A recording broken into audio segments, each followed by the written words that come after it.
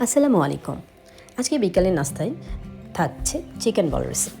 তো এখানে মুরগির হাড় ছাড়া মাংস 100 গ্রাম, দেন ধনেপাতা, কাঁচামরিচ 2টি, লবণ, গোলমরিচের গুঁড়া, একটু সয়াবিন তেল, সয়া সস অ্যান্ড লেবুর রস দিয়ে ভালো করে মেস আপ করে নিয়েছি গ্রাইন্ডারে।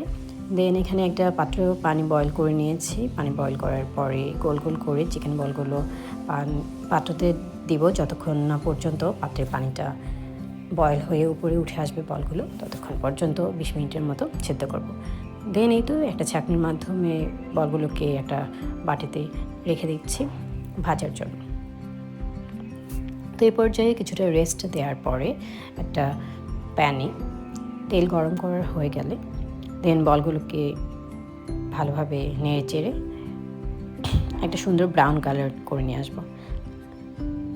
আসলে সিপ স্টাইলে চিকেন বলটা একটু হালকা রাখে, বেশি ব্রাউন করে না, বাট যেহেতু এখানে হোম মেড সো আমি একটু বাদামি বাদামি করেই ভাজব। তো এই তো কত সুন্দর লোভনীয় হয়েছে দেখতে। তো এই পর্যায়ে সবগুলো ভাজা হয়ে গেলে এটাকে একটা বাটিতে রেখে পরিবেশন করব। এই তো আজকে এই পর্যন্তই। আল্লাহ হাফেজ।